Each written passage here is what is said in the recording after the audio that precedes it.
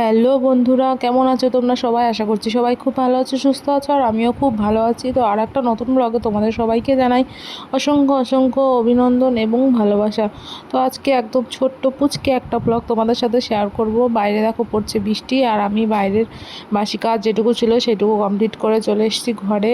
আর যেহেতু বাইরে বৃষ্টি পড়ছে সেই জন্য বাইরের কাজগুলোকে আমি শ্যুট করতে পারছি না, তো ঘরের কাজগুলোকেই দেখাচ্ছি। তো দেখো প্রথমে এসে জানলা টানলা খুলে দিয়েছি, ঘরদোর একদম পুরো কেমন একটা ভ্যাপসা হয়ে আছে।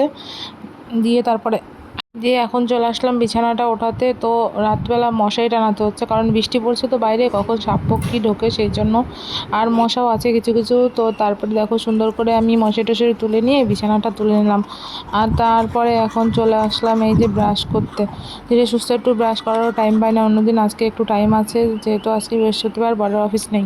আর দেখো বাজার থেকে এনেছিল মাছের মাথা, মাছ, আর এখানে হচ্ছে রান্নার সমস্ত কিছু গোছানো হয়ে গেছে। কচুর গাঁটি কেটেছি, কচুর গাঁটি দিয়ে মাছের ঝোল হবে। আর হচ্ছে চাল কুমড়ো ছিল, চাল কুমড়ো দিয়ে মাছের মাথা দিয়ে ঘন্ট। আর ছিল কিছুটা ঘ্যাটকোল, সেইটাকে হচ্ছে বাটা করব। তো মাছটা আমার শাশুড়ি মা কাটছিল, আর আমি মাছের মাথা দুটো ধুয়ে নিয়ে এসে রান্নাটা বসিয়ে দিলাম, যেহেতু অনেকটা বেলা হয়ে গেছে। আর যেন সকালে যেদিনকেই মাছ আনে সেদিনকেই আমার সাথে এরকমই হয়, রান্না করতে করতে অনেকটা বেলা হয়ে যায়। ধরো বাজার বসবে, মাছের দোকান বসবে, মাছ আসবে, দিয়ে বাড়ি এসে কাটা ধোয়া হবে, তারপর তো রান্না করবো, তো সেই জন্য না অনেকটা দেরি হয়ে যায়। তো দেখো এই যে মাছের মাথাগুলোকে দিয়ে দিয়েছিলাম, এখন মাছের মাথাগুলোকে ভেজে সুন্দর করে তুলে দিচ্ছি। আর দাঁড়াও বাইরে তোমাদের সঙ্গে একটা জিনিস দেখাবো, আগে মাছের মাথাটা তুলে নিই তারপরে। আকাশ কিন্তু খুব মেঘলা। সকালের দিকে মনে হচ্ছিলো যে ইয়ে হবে, তোমার রোদ হবে, কিন্তু না, পরে দেখলাম রোদ আর হচ্ছে না। পরে দেখলাম তিতির করে বৃষ্টি চলে এসছে। ওই যে মাছটা ভেজে নিয়েছিলাম, কিছুটা তেল ছিল, সেই তেলের মধ্যে দিয়ে দিয়েছি হচ্ছে জিরে ফোড়ন। আর এখন এই যে চাল কুমড়োগুলোকে দিয়ে দিচ্ছি। আর দেখো এদিকে চালগুলো ধোয়া হয়নি, এবার আমাদের চালগুলোতে দেখো কীরকম কালো কালো চালগুলো হয়েছে। ওইগুলো হয়তো তোমার ওই যে ধানগুলো পুষ্টি হয় না, মানে অপুষ্ট থেকে যায়, সেই ধানগুলো থেকে ওরকম চাল হয়।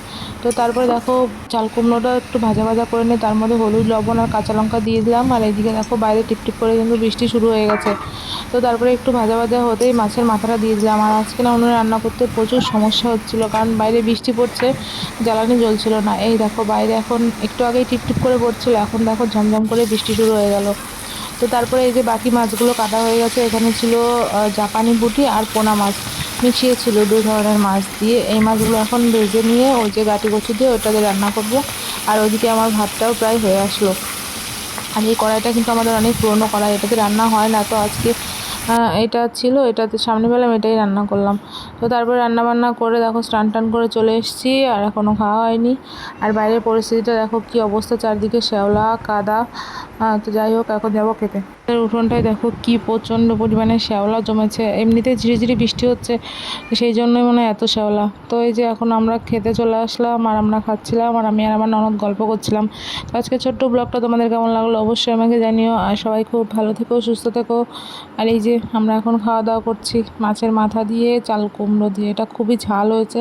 দেখো আমি খাচ্ছিলাম আর কেমন একটা করছিলাম মুখটা, কারণ এটা প্রচণ্ড ঝাল। তো যাই হোক আজকের মতো টাটা।